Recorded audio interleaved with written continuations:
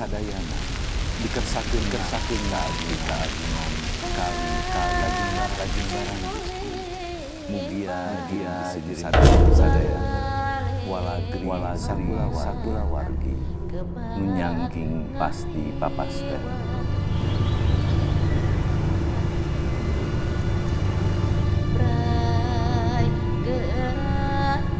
Sosok figur Pangeran Madrais itu memberikan suri tauladan dengan perilaku nyata. Pangeran Tejabuana itu menyelamatkan orang-orang Cigugur. Karena tahun 1966 itu banyak orang-orang pengikut aliran kepercayaan itu yang dituduh PKI. Mereka ditangkapin dan dibunuh. Demi kemanusiaan atas petunjuk leluhur berteduh di bawah cemara putih, itulah yang diterjemahkan untuk masuk pada agama Katolik.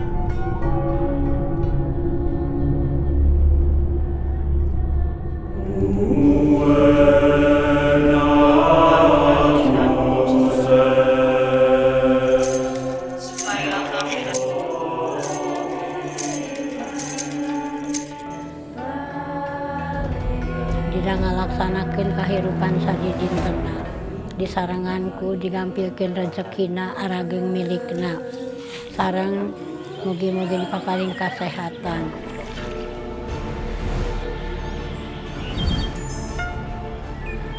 Hormati, memahami, dan mengerti.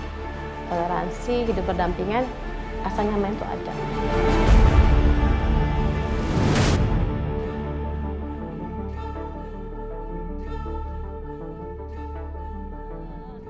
Lilik titis tulis di pandana kedah seueur anjing mah.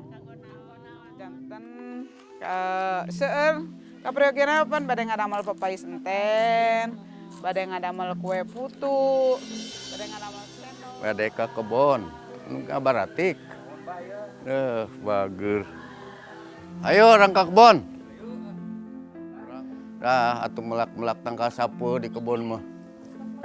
Ibu-ibu nuju naraon yeuh. Nyiksi pandan. Rajin. Cendol. Bade ka kebon. Ya ibu bade nganteran. Enggak. This is Cigugur village, lying on the slopes of Ciremai mountain for hundreds of years. This village is full of blessing.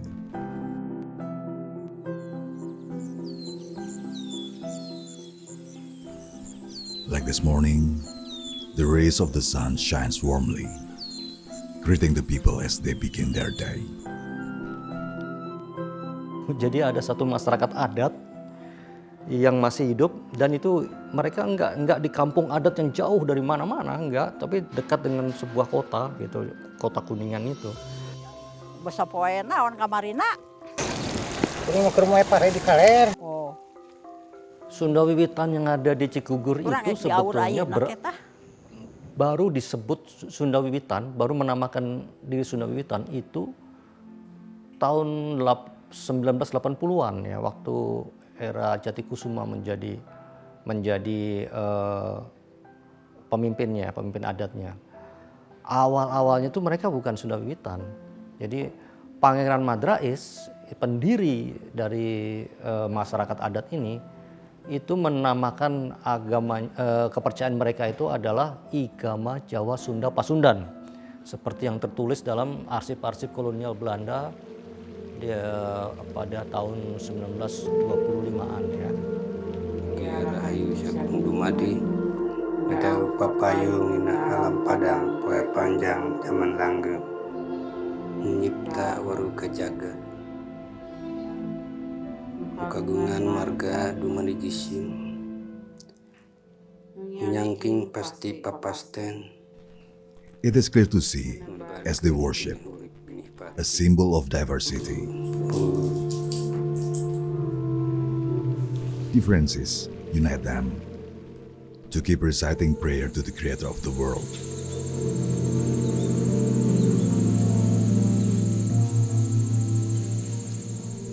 Yes, with all their heart. The beauty of this village isn't simply reflected in its natural landscape.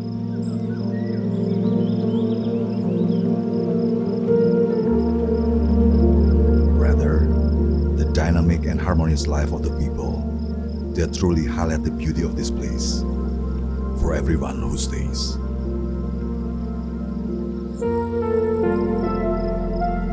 However, all this invisible beauty on the slopes of Mount Ciremai is not a new phenomenon.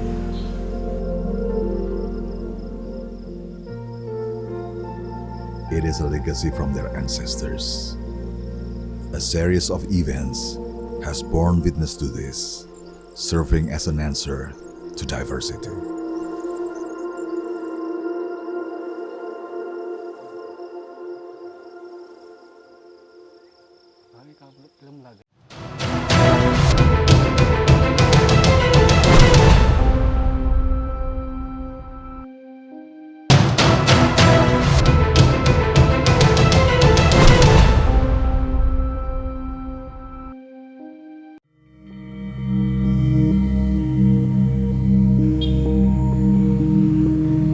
The adherents of Sunda Wiwitan, who have long been a part of Cigugur village, live together while upholding the spiritual values of their ancestors.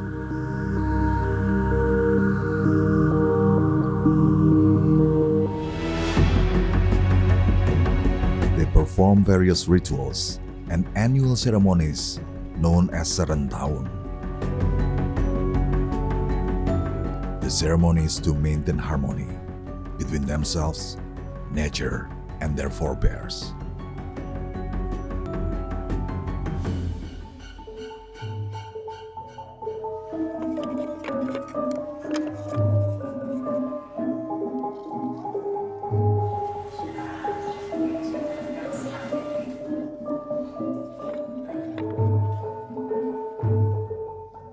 Nah, sembahyang kami dari dulu sesuai dengan tuntunan Pangeran Sadewa Madrais, yaitu dengan cara olah meditasi, olah rasa, olah rasa, olah jiwa, olah pikir. Jadi sama artinya olah rasa itu atau olah jiwa itu ngaji rasa, ngaji pikir, ngaji badan. Ada di dalam jasad ini harus bisa membaca diri ya. Fungsi-fungsi diri, hakikat diri itu harus bisa dikaji. Tinggal jirim jisim nampi cipta karsa pangarsa Gusti. Mugia jirim jisim sadayana pinarengan rahayu rahayu rahayu karsani Gusti. Spirituality and culture are inseparable from human life, and this hold true for the adherents of Sunda Wiwitan, where both are part of their identity.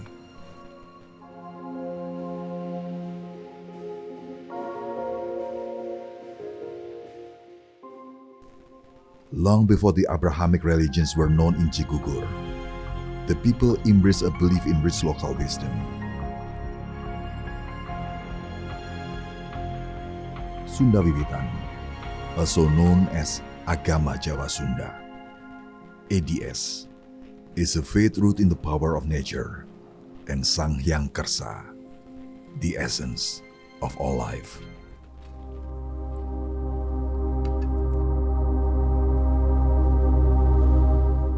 The life of the Sunda Wiwitan community over the years has been deeply influenced by a revered spiritual figure,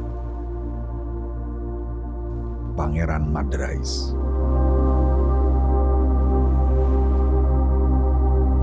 Dalam sejarah keberadaan komunitas ini tentunya tidak terlepas dari sosok yang bernama Pangeran Sadewa Madrais Alibasa Kusuma Wijayaningrat. Beliau sendiri merupakan keturunan dari Kepangeranan Gebang di wilayah Cirebon Timur. Itu sekitar tahun 1832 beliau lahir, dan memang beliau bukan asli sini ya, dari Gebang. Mengapa beliau mendirikan Paseban sebagai sebuah padepokan? Karena tentunya karena didukung oleh satu kuwu Cigugur, di mana kuwu Cigugur ini yang menyelamatkan beliau dari Gebang. awal mula komunitas ini terbentuk karena Pangeran Sadewa Madrais dibesarkan di Cigugur ini, dan setelah besar beliau melanjutkan spirit nasionalisme dari leluhurnya di Gebang. Sosok figur Pangeran Madrais itu memberikan suri tauladan dengan perilaku nyata. Salah satu contohnya perilaku nyata misalnya dalam menghargai atau menghormati keragaman agama-agama di bumi Nusantara. Although they have long adhered to their ancestors' faith, the followers of Sunda Wiwitan have embraced a new chapter in their lives after discovering a practice of faith previously unknown to them.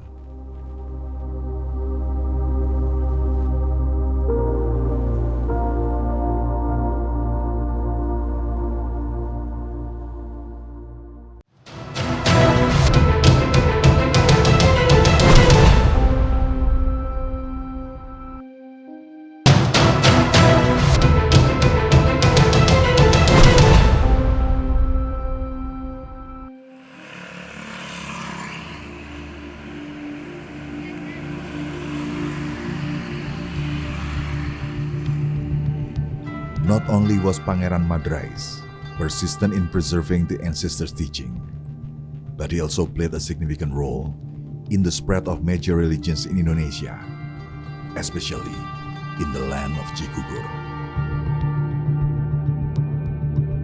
Pangeran Madrais' journey did not end with him. His son continued his father's mission to preserve the teaching. He is Pangeran Teja Buana. During his leadership, Pangeran Teja Buana established himself as a mediator between religions and spokesperson to address any misunderstandings about Sunda Wiwitan.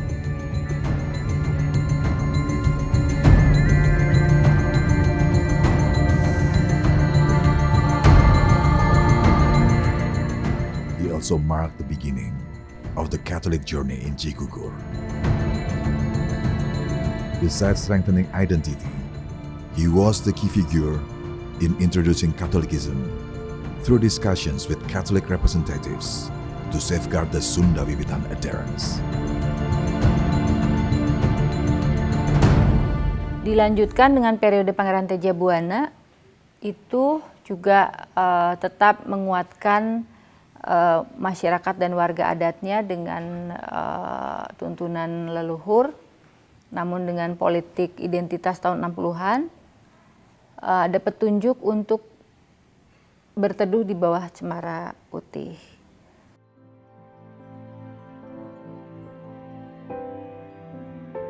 Tapi sebetulnya ramalan itu nggak berakhir di situ. Kemudian ada kata-kata Madrais selanjutnya adalah muncang labuh kapuhu, kebo mulih kapakandangan katanya.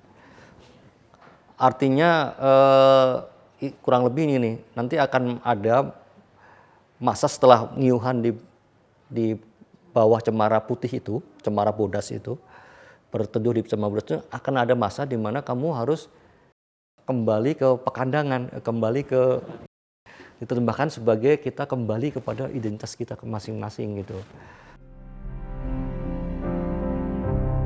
Pada saat itu memang Pangeran Teja Buana tidak tinggal di sini, tapi beliau tinggal di Cirebon.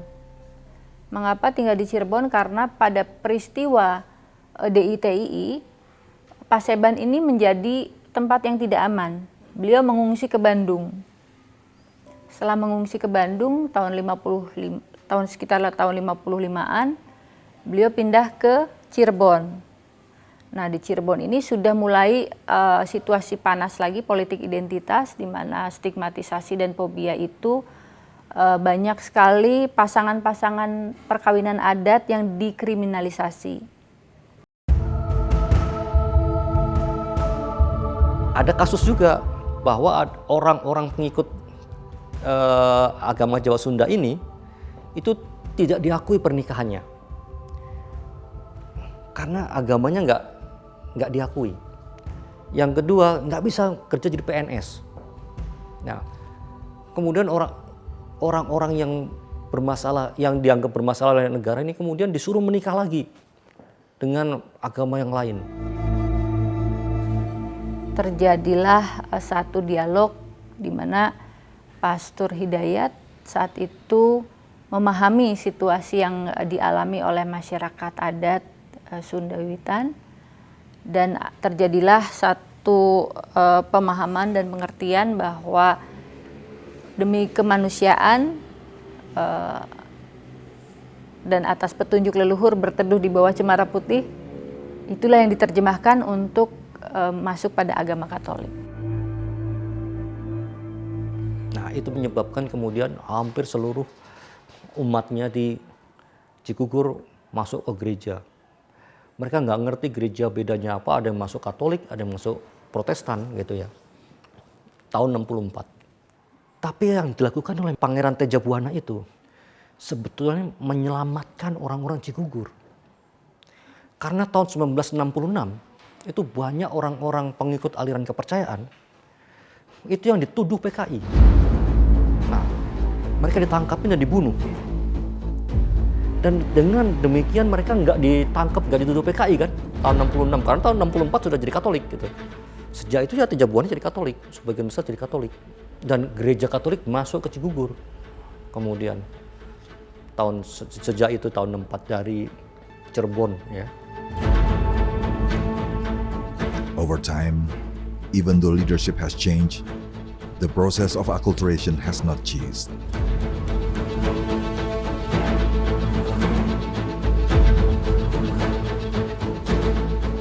The blending of two elements that are vital to the community has been achieved through a long process. This ensures the message from the ancestors remain clear: to never abandon their identity, which is who they are and where they come from.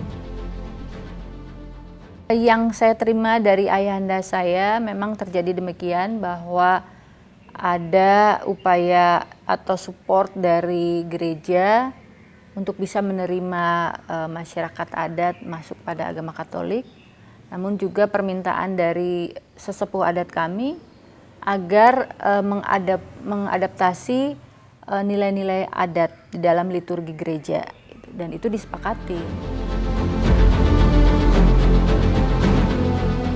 Through agreements between the representatives of the Sundanese community and Catholic Church, a process of inculturation was finally achieved.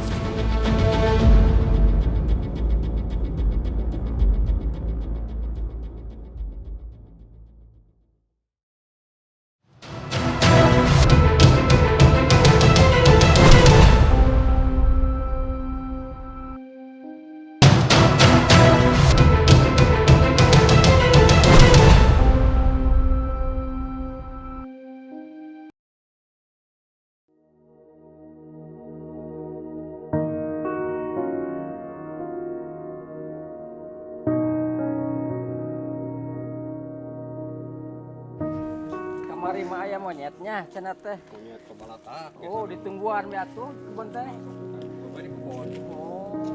Challenges faced by the adherents of Sunda Wiwitan did not end there. The conflict in the land of Cikugur was far from over.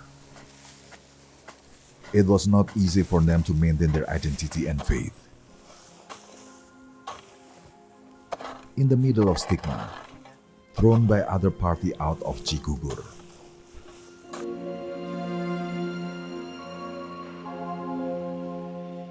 tahun 1978 setelah Tejabuana dimakamkan, kan penerusnya adalah anaknya Jatikusuma. Nah, Jatikusuma ini yang mencoba untuk kembali menghidupkan agama Jawa Sunda, yaitu dengan cara dia menyelenggarakan serentahun.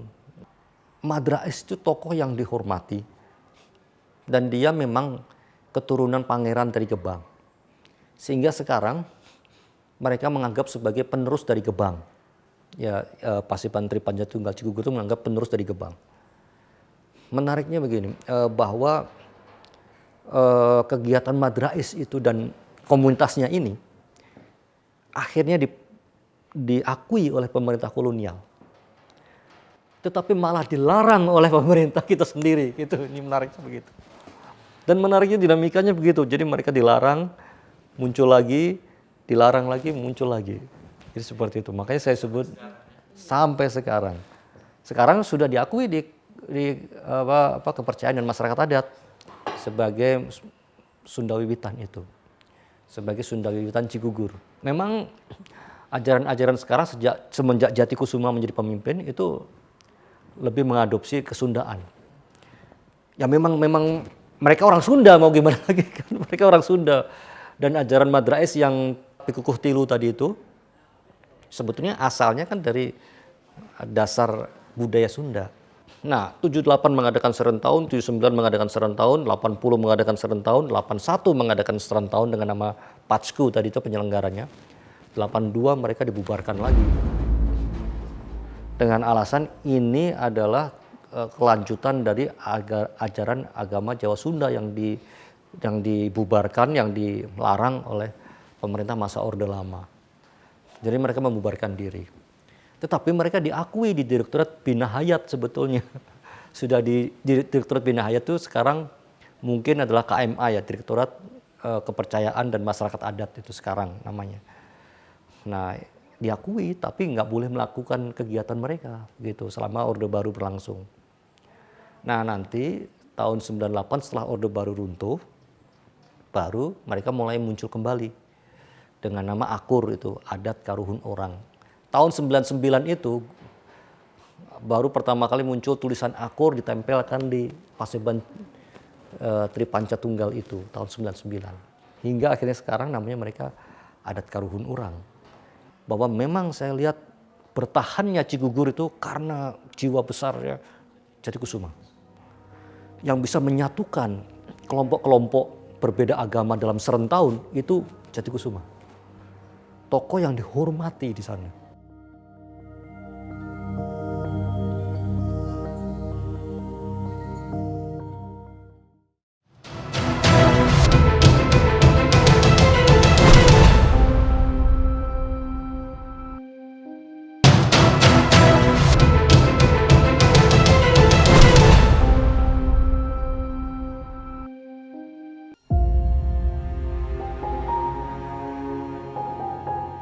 The area of Cigugur was once predominantly inhabited by Sunda Wiwitan adherents.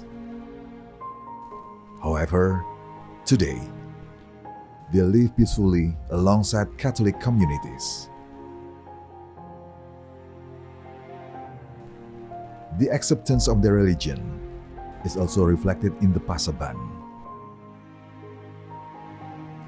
which has been converted into a place of worship for Catholics.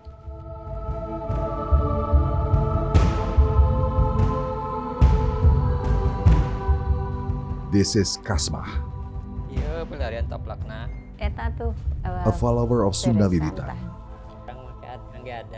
who lives with her child, who has chosen a different path from her.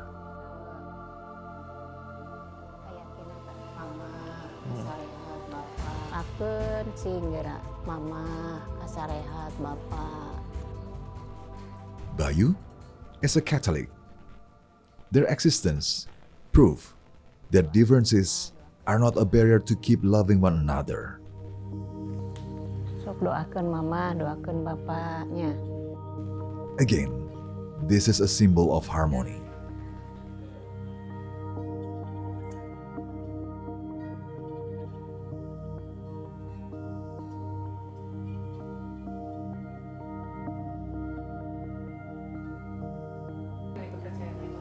Kalau anak saya ya itu mungkin karena sejak kecil disekolahkan di yayasan Katolik, jadi anak saya ikut dua-duanya ikut Katolik gitu. Dari dua-duanya 11 tahun, kelas 5 SD baru dipermandikan gitu. Similarly, Bayu has never experienced a sharp difference. He sees Kasmah as a wise mother, and he believes that the path he has chosen is a decision he must uphold with responsibility. diyakinin nggak bilang ini ya tenang gitu. Yang saya yakinin tuh ya saya ini pilihan saya mau serius di sini. Yang membuat orang tua setuju ya ini pilihan saya mau serius gitu. Mungkin itu keseriusannya. Jadi kita melihat dari keseriusannya dan tidak tergoda.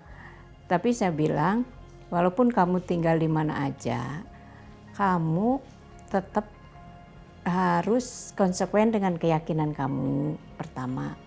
Kedua, kamu harus sadar, di mana bumi dipijak, di situ langit dijunjung, saya bilang.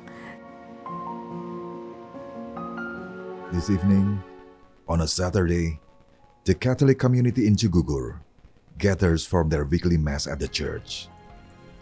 They each engage in their worship and remind one another to always pray to the Creator.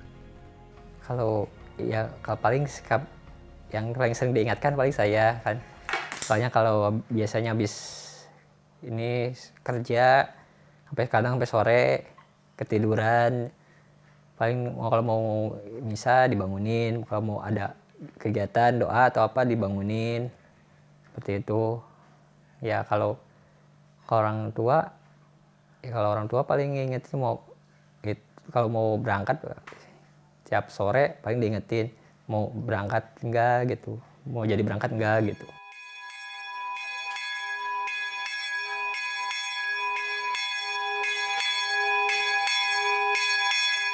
The twinkling twilight sky above the church, along with the ringing of bells, creates a welcoming scene for all the Catholics coming to celebrate Mass with their loved one.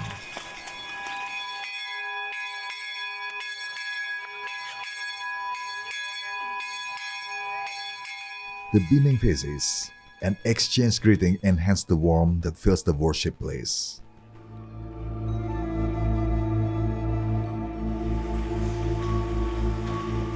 Unlike churches elsewhere, the church in Cigugur village is deeply imbued with Sundanese culture.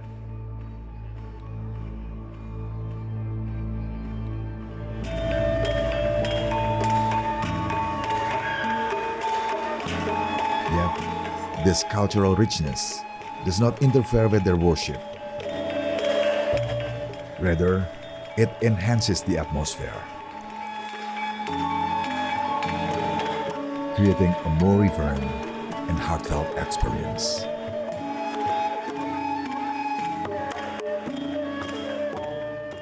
This atmosphere proves that the negotiation carried by the ancestors in the past has successfully created a unique, distinct church environment.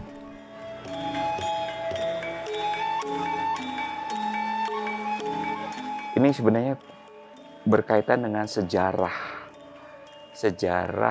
gereja Katolik di dunia juga. Karena pada tahun 65-an itu kebetulan ada gampangannya sih sidangnya para uskup sedunia, konsili, mengadakan konsili.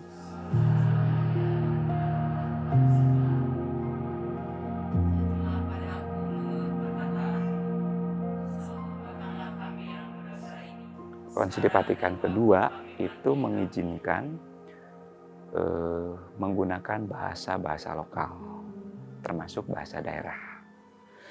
Nah, karena juga di sini umat bahasa Indonesia juga nggak ngerti waktu itu gitu, belum benar ngerti. Dan juga kan gini, pengungkapan isi hati itu akan lebih terasa dalam bahasa ibu, dalam bahasa daerahnya. Tuh. Maka waktu itu dimulailah sebenarnya di Cigugur ini malah lebih awal menggunakan bahasa daerah.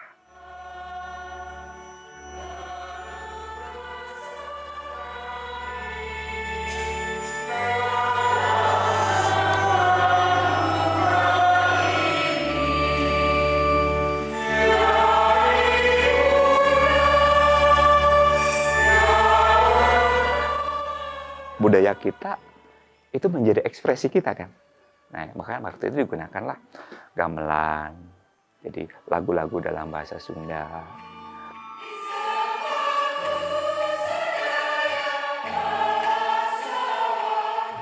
The melodious prayers flow reverently, transcending boundaries even though they are spoken differently from other churches.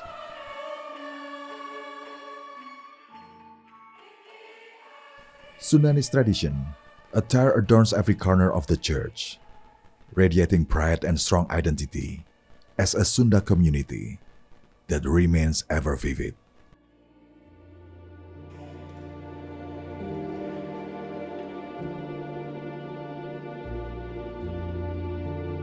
The depth of Sundanese culture becomes even more apparent when one notices at the altar there's a symbol affirming that Sundanese culture is deeply respected within the Catholic Church.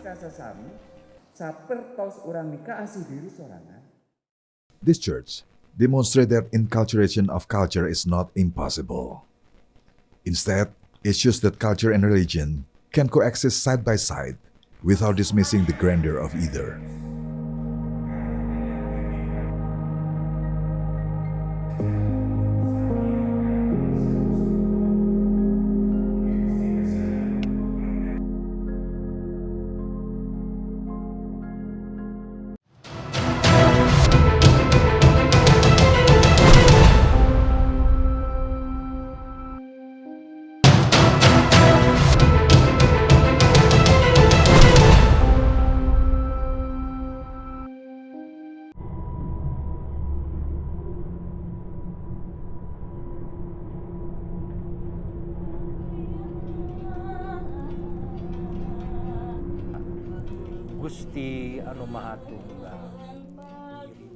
The story from the past has created a harmony that is unique to this place. Indeed, Cigugur has become a miniature of Indonesia, embodying the motto Bhinneka Tunggal Ika, unity in diversity.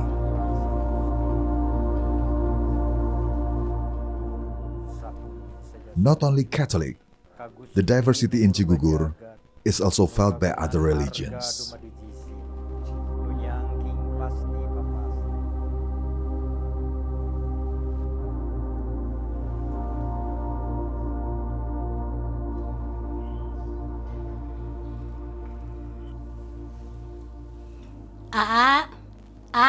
Mohon mah, mah.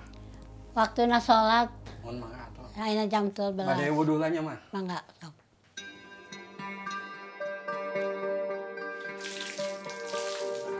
Nanti mama siapin koko sama sajadahnya.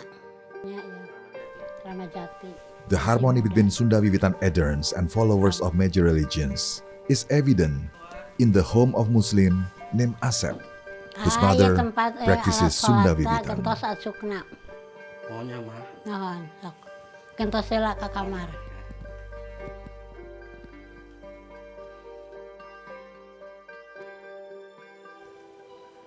Mah. Ke masjid. Nah, hati-hati di jalan. Ulah kana motor mending ke jalan bae. Their differences are not a barrier, but rather a foundation for mutual respect and care. Karena kan kalau keluarga kita kan nggak membedakan lah, masing satu rumah beda-beda. Cuman kalau ada acara, ada apa itu kita kumpul, nggak sampai memisahkan itu nggak, malah saling mengunjungi gitu. Yang pertama di GKP, Gereja Protestan. Yang kedua Muslim, yang ketiga juga Muslim. Iya baru rukun aja, kalau Natalnya pada datang, Lebaran pada datang ke sini. Kalau benar-benar mau keluar ya silahkan agar dilaksanakan tugas sehari-hari, sholat yang 5 waktu harus dilaksanakan gitu, ibadah. Katanya kan kalau sholat itu tainan agama gitu, jadi harus dilaksanakan. Di mana aja, di agama aja apa saja harus dilaksanakan kalau yang kita anut gitu. Ya saling mengingatkan. Gitu. Ya. Dede, ayeuna jumaahan, enggal. Kantun sakieu menit deui gitu.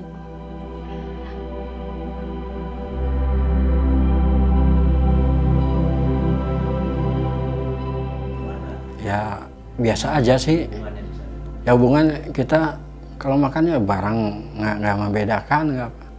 Man kita beda agama itu indah. Jadi nggak kan. Malah ada yang satu ini suka cekcok ya. Ini enggak, biasa aja. Saling mengingatkan aja kalau mau sholat gitu ya. Dikasih tahu pas lagi kita lupa gitu ya. Tapi kalau mama juga kalau gitu lagi mau ada acara ke gedung, kita juga ikut. Pas sekarang kan kalau dulu kemarin waktu Rayagungan ya, karena sibuk di sana, kita ke sana membantu. Kita nggak membeda-bedakan sih. Cuman bedanya tuh tata cara aja.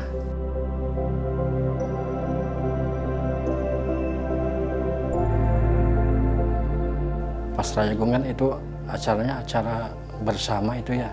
Beda-beda agama itu kan, soalnya itu kan namanya budaya. Kalau budaya kan berarti yang suka makan padi itu kan bukan Muslim aja, bukan Katolik aja. Itu kan bersama-sama itu makannya beras ya.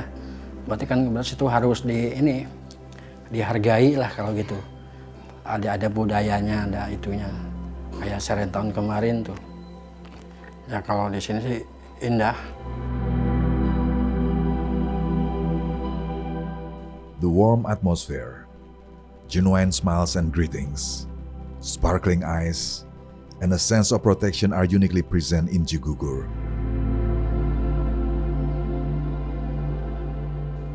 This sense of harmony is felt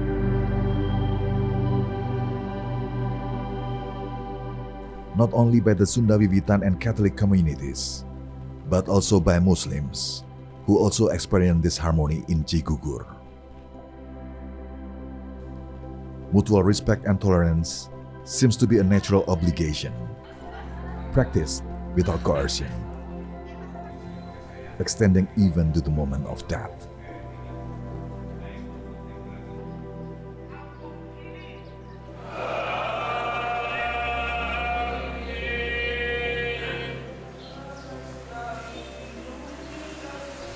As an Islamic religious leader residing in Cigugur, Ustadz Aang views this place as a serene environment of diversity, where both among followers and religious leaders, there is a strong bond of mutual connection and camaraderie. Maka kita tokoh-tokoh agama sering kita ya sebulan sekali mungkin ngopi bareng. Saya dengan pastor ini yang di Cigugur, gereja Cigugur sering ngopi, sering ngobrol gitu. Karena dalam rangka ya kita sebagai pemuka juga harus mencair juga supaya tidak ada ketegangan, kemudian mencair, kemudian kita sering sharing gitu kan. Mungkin ada permasalahan-permasalahan yang terjadi di masyarakat bisa kita bicarakan bersama. Karena saya juga memahami bahwa yang namanya perbedaan itu sudah sunatullah gitu ya. Artinya perbedaan itu sudah sunatullah. Artinya karena Allah berfirman di dalam Quran surat Al-Hujurat ayat 13. Menciptakan manusia dari yang satu, dari Adam dan Hawa, bersuku-suku, berbangsa-bangsa. Dan nanti di sana ada kalimat lita'arofu, yaitu saling kenal mengenal. Kenal mengenal ini tidak hanya interaksi sosial sebetulnya. Yaitu lebih kepada menghormati, mentoleransi, kemudian memahami dan mengerti. Itu kalau pengertian kami di Muslim itu seperti itu. Sehingga memang sudah dari dulunya orang-orang tua kami sudah paham seperti itu. Maka menanamkan sikap-sikap itu kepada anak-anaknya dan alhamdulillah sampai sekarang ini masih dipegang kuat oleh masyarakat Cigugur, yaitu dari suri teladan orang tua. Pemakaman nggak ada yang protes. Yang dimakamkan itu ada yang Katolik, ada yang Islam, ada yang Protestan, ada yang penghayat. Itu satu lahan itu semua ada dan tidak ada yang pernah protes gitu. Itu mungkin kalau di daerah lain itu nanti pemakamannya campur-campur, katanya mungkin orang Islam nanti berdoanya nggak diterima, kadang-kadang kan gitu. Nggak, di sini nggak ada pemahaman seperti itu. Kita sudah memahami gitu ya. Di sini campur dan tidak ada makam ini di sini ada yang khusus Muslim, khusus Kristen Katolik khusus penghayat tidak ada.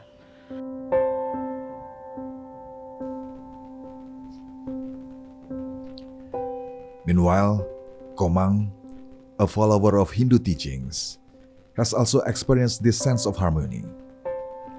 Moving to Cigugur in 2010 opened Komang's eyes to the beauty of such harmonious diversity. In this place, Komang emphasized to his children the importance of loving one another despite differences.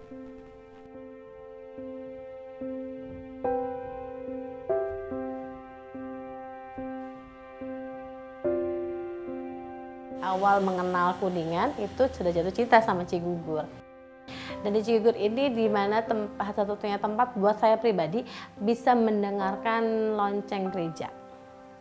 Setiap jam 5 pagi lonceng gereja Katolik itu berdentang.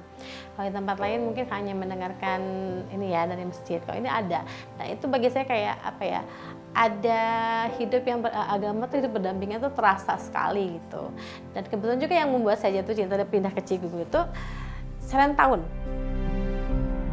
Saya bisa melihat sendiri bagaimana masyarakat di Cigugur ini ya benar-benar saudara. Menyimpan atribut agamanya untuk pribadinya saja, tapi saat di masyarakat kita tuh saudara. Gitu. Jadi kalau kami katakanlah Natal, juga beberapa masih datang gitu ya, masih ya minimal bertegur sapa dan sebagainya. Meskipun beberapa memang karena mungkin kaitan keyakinan tidak boleh mengucapkan selamat, dan bagi kami nggak masalah gitu ya. Tapi persaudaraan kami berjalan baik.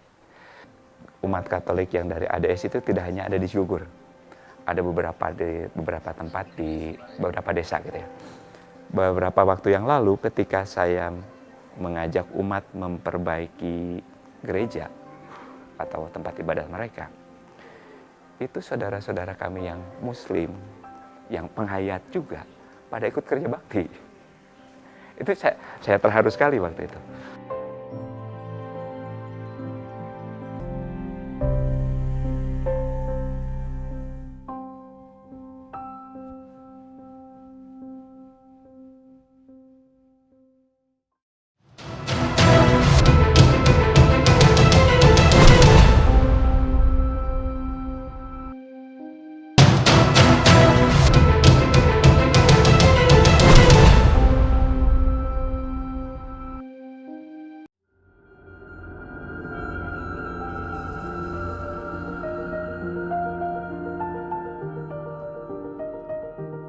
In Cigugur, tolerance is a central pillar. Selamat sore, Pastor, Pak Ustadz, kemudian Pak Wahid, Mbok Where Komang. religion and culture blend beautifully and coexist without friction. Mengaturi Pastor, Pak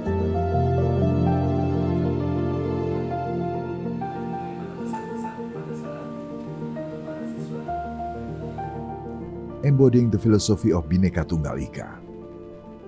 The peaceful and serene atmosphere present in every corner of this place is a dream that many people in other parts of the world might only find in their dreams.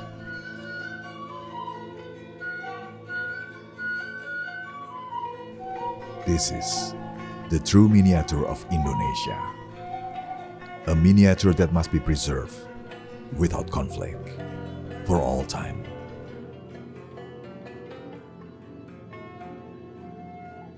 Pesan saya begini kepada pemerintah Indonesia, pertama adalah ini aliran kepercayaan-kepercayaan lokal ini itu masih ada, dan pemerintah jangan menutup mata dari itu. Jadi tolong mereka ini bukan jangan jadikan mereka ini warga negara kelas 2 begitu loh. Jadi silahkan aja diakui kepercayaannya dan dibina sebagai warga negara yang baik, menjadi warga negara yang baik begitu ya. Dan untuk masyarakat Indonesia seluruhnya ya, kita juga harus belajar sisi positif dari para penghayat kepercayaan ini. Pertama, mereka sangat Indonesia, sangat Nusantara, dan jiwanya sangat Indonesia. Mereka jiwanya sangat nasionalisme sangat tinggi gitu. Karena ya jangankan diri dan hidup mereka, agama mereka juga berasal dari dalam Nusantara ini. Jadi sisi-sisi positifnya ini juga bisa dipelajari, kemudian diikuti. Karena ya katanya Pancasila itu kan lahir dari dalam tanah Indonesia sendiri.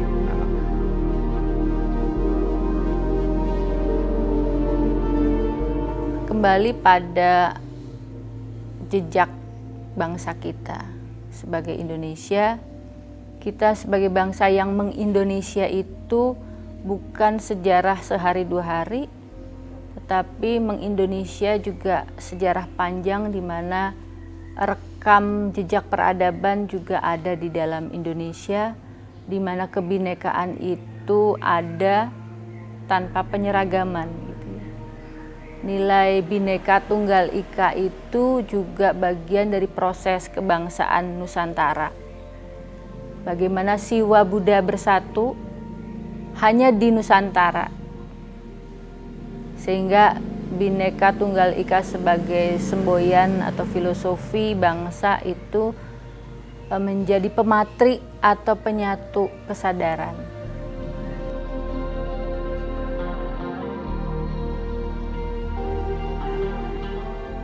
Khususnya untuk generasi muda Sunda Wiwitan, saya mengharapkan agar tetap senantiasa komitmen, konsisten dalam menjalankan ajaran-ajaran dari Pangeran Sadaya Madrais dalam menjaga keselarasan, keserasian, dan keharmonisan dalam kehidupan bermasyarakat, kehidupan berbangsa, dan kehidupan bernegara. Agar kita senantiasa bisa saling hidup berdampingan secara damai. Kami juga selalu menjaga dan mengingatkan untuk urusan-urusan keagamaan kita saling menghargai, dalam arti nggak usah ikut nyampuri. Kalau pesan saya buat semuanya aja, dari siapapun yang Katolik yang bukan Katolik gitu ya, jalanilah keyakinanmu dengan benar dan dengan pengetahuan yang cukup, supaya tidak mudah dibelok-belok. Jadi kita boleh fanatik mengerjakan keyakinan kita, tetapi tanpa harus menghakimi apa yang diyakini oleh orang lain. Karena yang akan menghakimi bukan kita manusia. Pastor pun saya tidak bisa menghakimi umat saya. Yang akan menjadi hakim ya yang pencipta.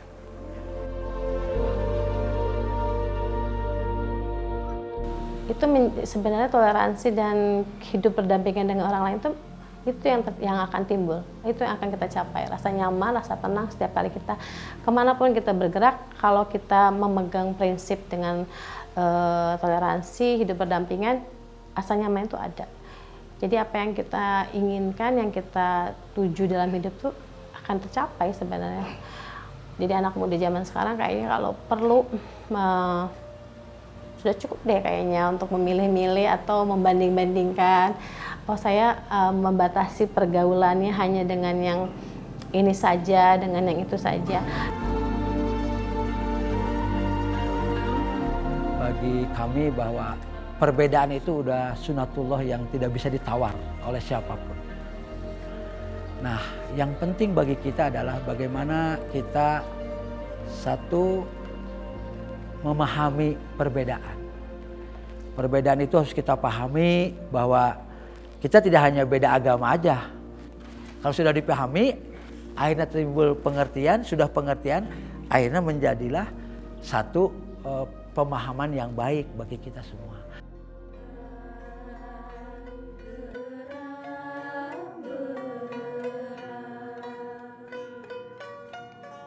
Tolerance creates better harmony for the universe and the people.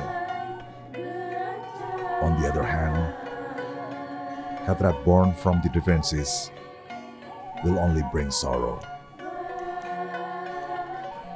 It is a must to preserve the culture inherited from the ancestors, keeping it as a local wisdom that can never be erased by time.